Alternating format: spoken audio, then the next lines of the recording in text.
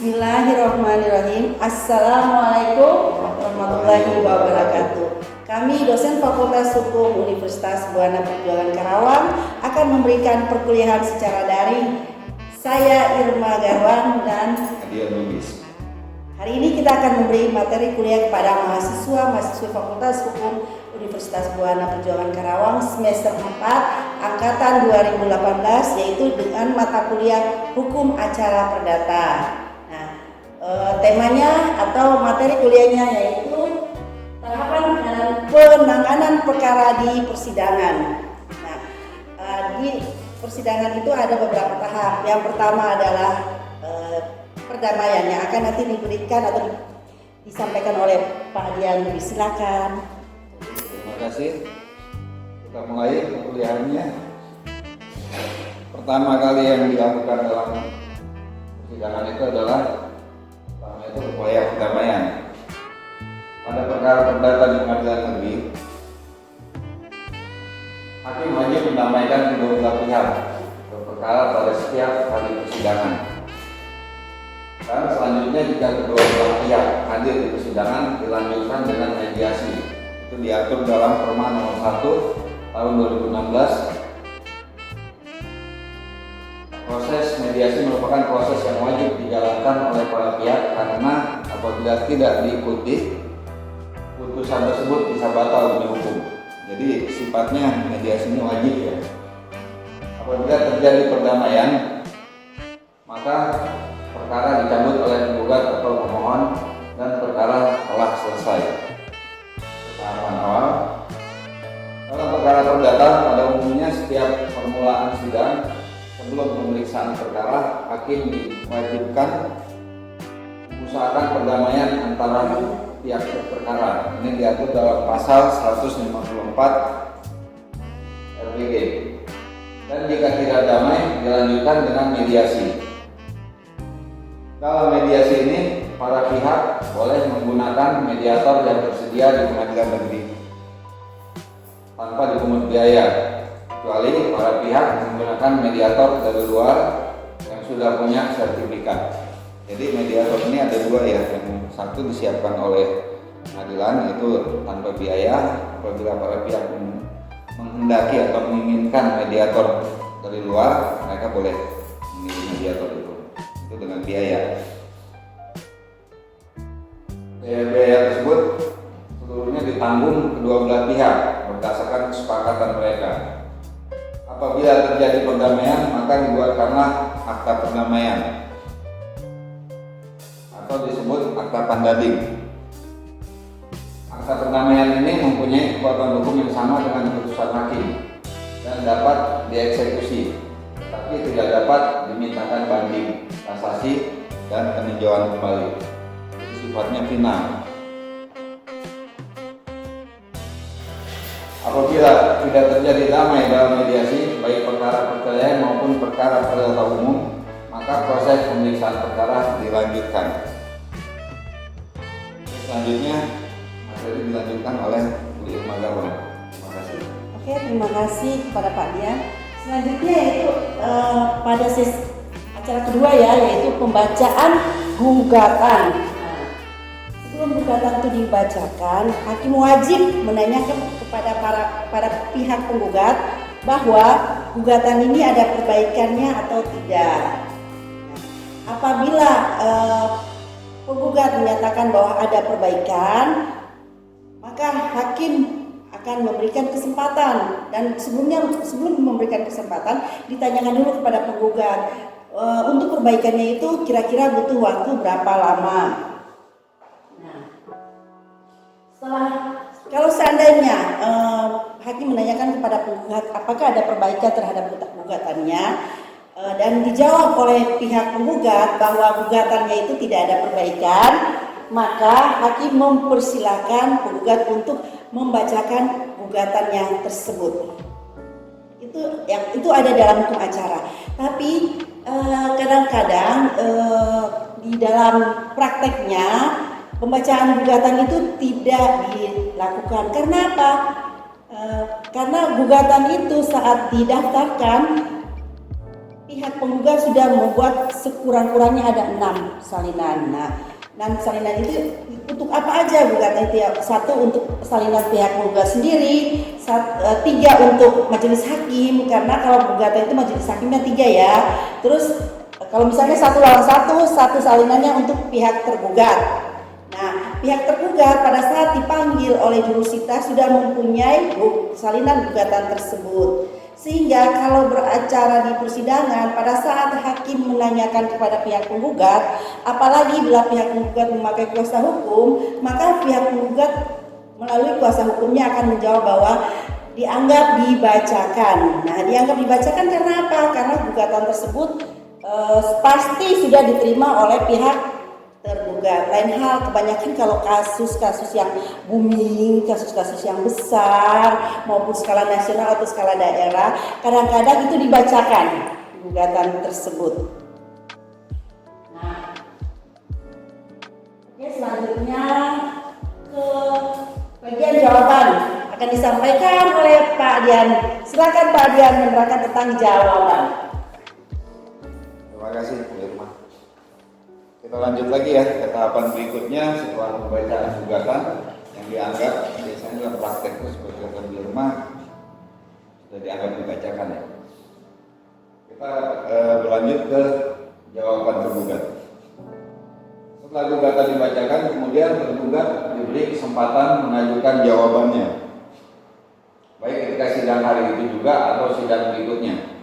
Tapi biasanya dalam prakteknya itu pihak tergugat untuk mengajukan jawabannya itu meminta waktu ya, biasanya 1 atau 2 minggu, itu tergantung dari materi gugatannya banyak atau tidaknya. Jadi itu variatif ya. Jawaban tergugat atau termohon dapat dilakukan secara tertulis atau lisan. Itu diatur dalam pasal 158 ayat 1 RBG. Pada tahap jawaban ini, tergugat dapat pula mengajukan eksepsi atau tangkisan atau rekontensi gugatan balik, dan pihak tergugat tidak perlu membayar panjang biaya perkara.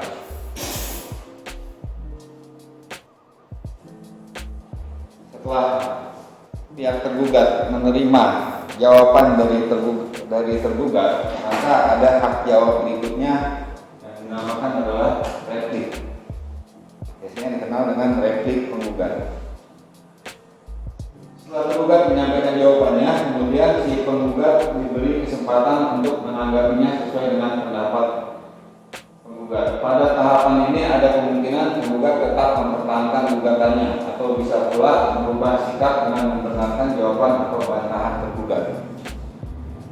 Jadi isi dari replik ini adalah dia bisa mempertahankan gugatan awalnya tanpa merubah, atau dia bisa menambahkan atau membantah dari jawaban tergugat.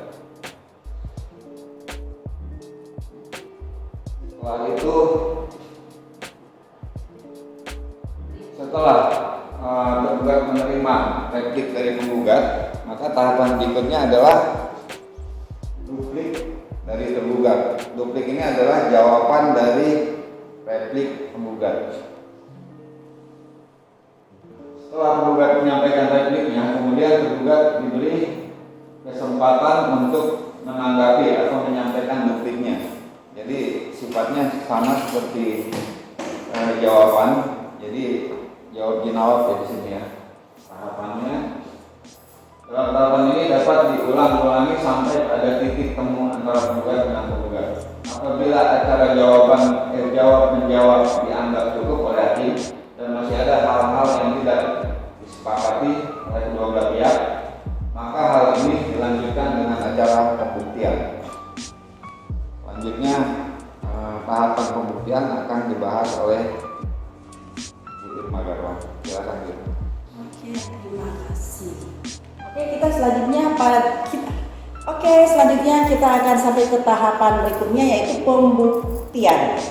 Ya, pada tahapan pembuktian ini tergugat maupun penggugat itu diberi kesempatan yang sama, Ya, hakim dalam perkara perdata itu dia harus sama ya, memberikan kesempatan kepada pihak penggugat dan pihak tergugat untuk menyampaikan pembuktiannya. Pembuktian ini bisa dengan secara lisan atau yang disebut dengan tertulis atau dengan saksi.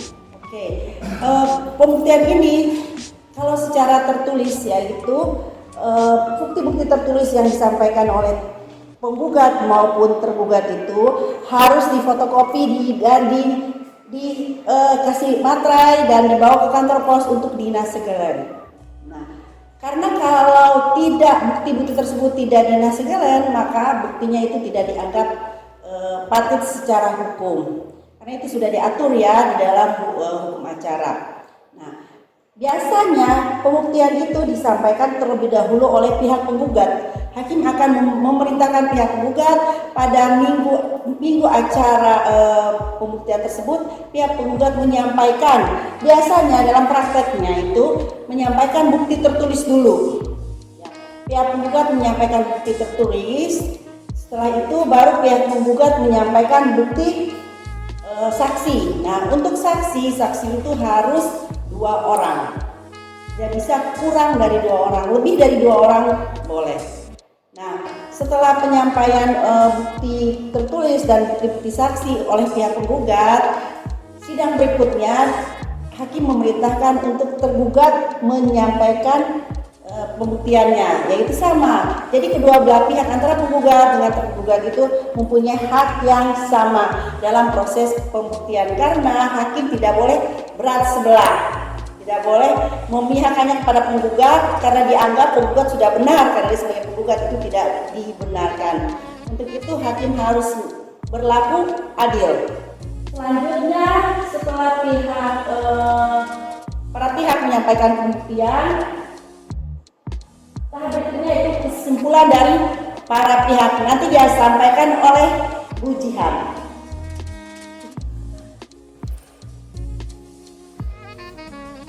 Oke, kita lanjut materi selanjutnya. Nah, tahapan yang terakhir sudah disampaikan sama Bu Irma itu pembuktian, maka masuk kepada kesimpulan para pihak. Nah, pada tahap ini baik penggugat maupun tergugat itu diberi kesempatan yang sama untuk mengajukan pendapat akhirnya. Jadi masing-masing pihak baik penggugat dan tergugat itu membuat kesimpulannya masing-masing dari apa hasil persidangannya, baik dari replik, duplik ya, dari awal ya penggugat gugatan, misalnya jawaban, replik, duplik. Nah ini nanti di akhirnya itu mereka sama-sama membuat kesimpulan hasil pemeriksaan selama sidang berlangsung menurut pandangan masing-masing. Artinya menurut pandangan penggugat juga tergugat. Kesimpulan yang disampaikan ini dapat berupa lisan maupun secara tertulis. Selanjutnya di tahap berikutnya yaitu musyawarah majelis hakim.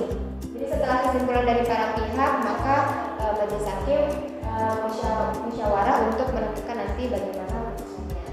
Rapat musyawarah majelis hakim bersifat rahasia. Jadi hanya betul-betul hakim yang yang melakukan itu hanya hakim, karena memang ini musyawarah majelis hakim itu ada di pasal 19 ayat 3 Undang-Undang Nomor 4 Tahun 2004. Dalam rapat pemusyawaratan majelis hakim, semua hakim menyampaikan pertimbangannya atau pendapatnya baik secara lisan maupun secara tertulis. Jadi misalnya ketika persidangan itu kan ada 3 hakim, nanti hasil musyawarah itu misalnya di antara 2 hakim setuju mengabulkan gugatannya, atau misalnya salah satunya itu tidak, berarti bisa 2 ini yang mewakili akhirnya menerima atau mengabulkan gugatan dari si penggugat, atau sebaliknya. Nah, terus kemudian semua hakim menyampaikan pertimbangannya atau pendapatnya baik secara lisan maupun tertulis. Jika terdapat perbedaan pendapat, maka diambil suara terbanyak yang tadi saya sebutkan. Misalnya 2 lawan 1 begitu ya. Misalnya karena kan 3 hakim kan pendapat 2 hakim akhirnya melebur karena yang satunya ini berbeda. Dan pendapat yang berbeda tersebut dapat dimuat dalam putusan atau dissenting opinion. Terakhir, di tahap terakhir yaitu putusan hakim. Setelah selesai musyawarah majelis hakim sesuai dengan jadwal sidang, pada tahap ini dibacakan putusan majelis hakim. Setelah dibacakan putusan tersebut, penggugat dan tergugat berhak mengajukan upaya hukum dan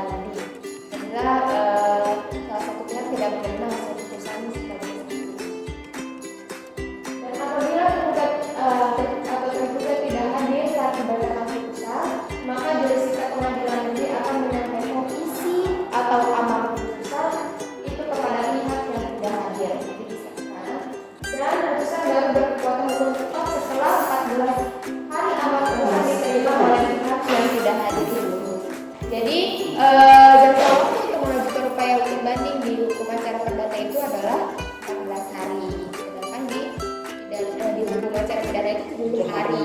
Jadi kalau ini setelah 14 hari berarti sudah inkrah, artinya kalau tidak ada upaya. Begitu. Mungkin ada yang ditambahkan dari Pak Dian atau Bunda Irma? Nah, silakan Pak Dian dulu nambahin ya. Jadi kita simpulkannya dari awal ya Bu Irma ya. Ya. Ujiannya. Jadi tahapan dari hukum acara itu kalau kita ambil garis besarnya itu adalah pertama itu adalah pembacaan gugatan, setelah itu jawaban, ya benar. Perdamaian kalau Masuk gugatan dulu, setelah itu dibuka sidang ya gitu ya. Ya. Acaranya begitu ya. Buka sidang, setelah itu pada saat awal dibuka sidang, majelis hakim itu menawarkan apakah ada perdamaian atau tidak antara para pihak. Andainya tidak ada, maka masuk ke tahapan mediasi. Ya, seperti tadi yang sudah kita jelaskan. Nah, setelah masuk tahapan mediasi ini, itu akan dipandu oleh yang namanya hakim mediasi ya, Bu.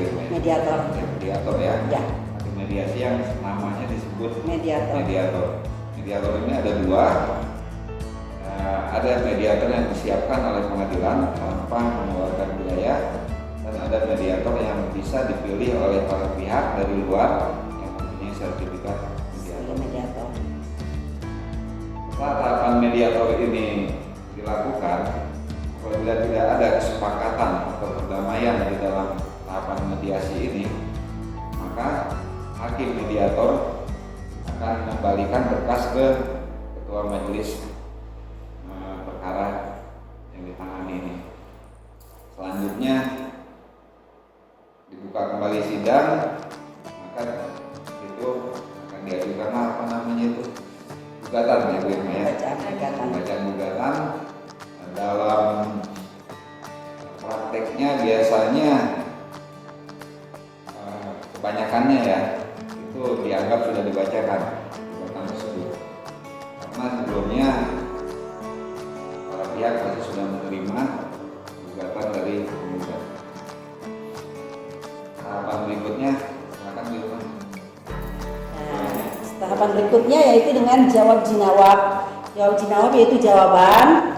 Nah, kalau dalam jawaban misalnya tergugat ingin mau menyampaikan eksepsi atau yang disebut rekonvensi. Rekonvensi yaitu gugat balik.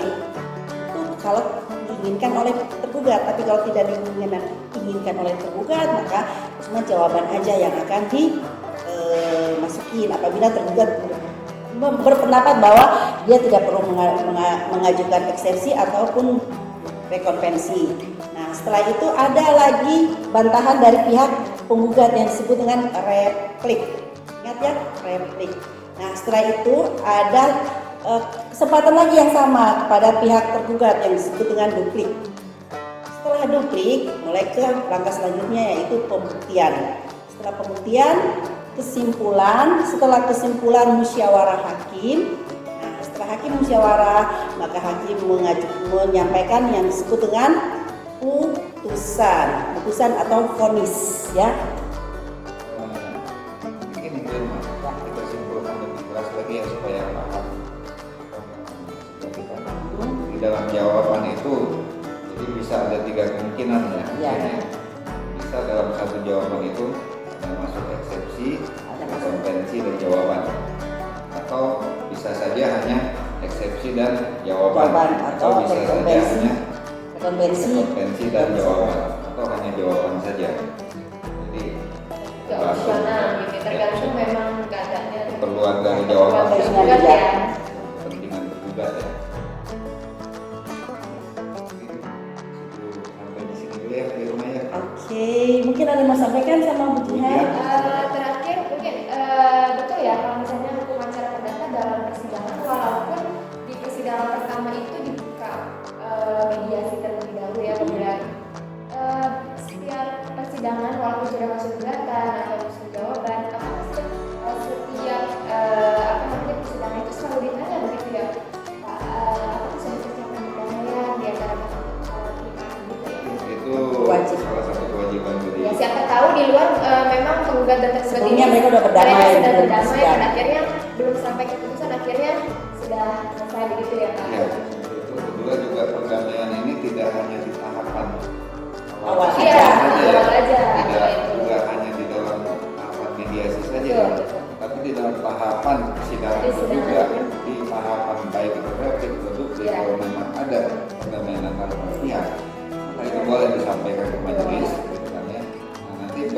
adalah akan dikeluarkan putusan yang namanya Akta Pandani. perdamaian. Akta Pandani. Jadi supaya mahasiswa juga tidak berpikiran bahwa perdamaian itu selalu di awal begitu ya, Ya. sebelum gugatan. Tapi setelah masuk ke persidangan pun kita boleh berdamai gitu. Sampai sebelum Sampai sebelum putusan. ya. belum ada Putusan. putusan. Iya. Ya. Gitu. Sampai hakim juga wajib sebelum mengucapkan putusan, sebelum itu hakim bertanya, bagaimana pihak penggugat, pihak tergugat, apakah selama proses persidangan selama beracara ini, adakah dari kalian sudah mengambil putusan untuk berdamai? Kalau misalnya mereka menyatakan sudah berdamai, maka yang tadi salinan putusan itu sudah siap oleh hakim dirubah menjadi akta pandani atau akta perdamaian seperti. Jelas ya. Oke, cukup jelas ya. Oke, kalau misalnya kalian masih juga belum jelas, kalian punya hak untuk bertanya di bawah nih, jangan lupa kolom komentar. Oke, dan juga jangan lupa like. Komen dan subscribe. Oke. Wassalamualaikum warahmatullahi wabarakatuh.